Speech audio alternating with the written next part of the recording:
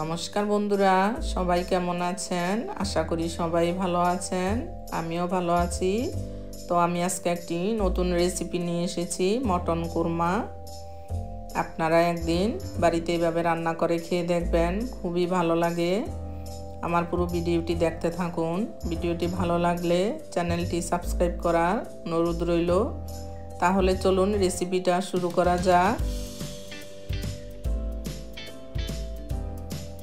এখানে আমি 1 kilo mutton নিয়ে নিয়েছি।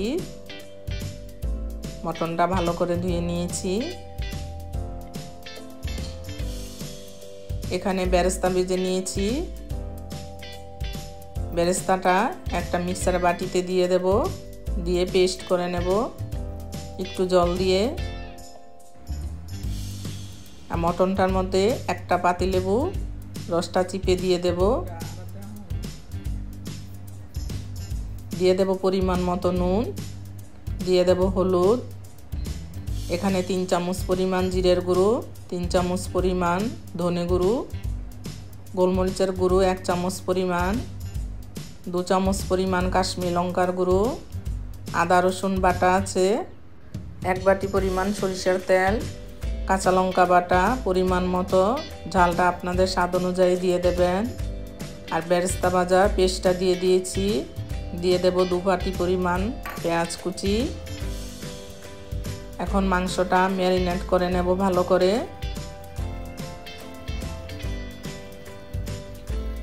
রসুন পুরো একটা দিয়ে দিয়েছি,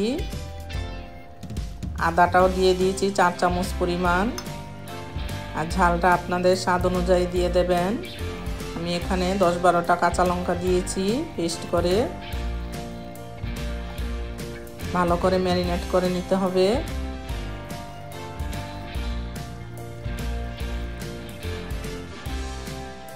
ম্যারিনেট করা হয়ে গেছে। এখন ঢাকা দিয়ে পুরো 1 ঘন্টা রেখে দেব।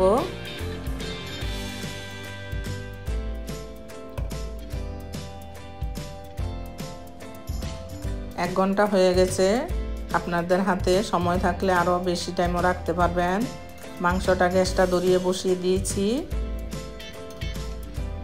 আমি কড়াইতেই রান্না করব। কড়াইতে মটনটা রান্না করলে অনেকটা টেস্টি হয়।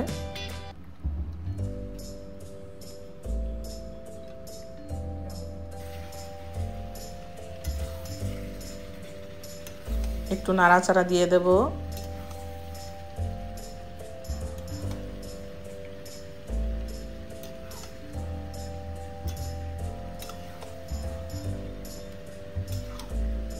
এইভাবে একটু কষিয়ে নেব। এবার ঢাকা দিয়ে 15 মিনিট রেখে দেব। 15 মিনিট পর দেখাচ্ছি। দেখুন কতটা জল ছেড়ে দিয়েছে। আবারও নাড়া দিয়ে দেব।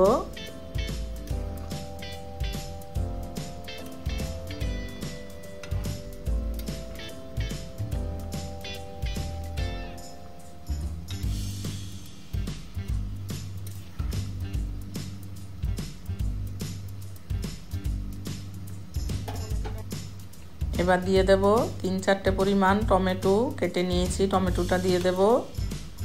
টমেটোটা দিয়ে আবারও নাড়া দিয়ে দেব।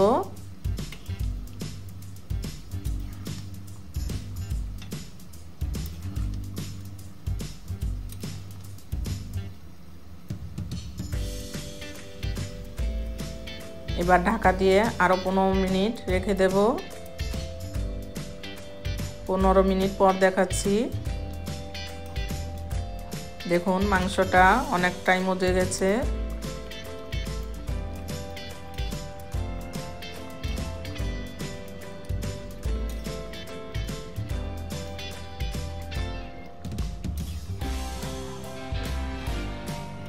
এইভাবে ঢাকা দিয়ে মাঝে মাঝে নাড়া দিতে হবে।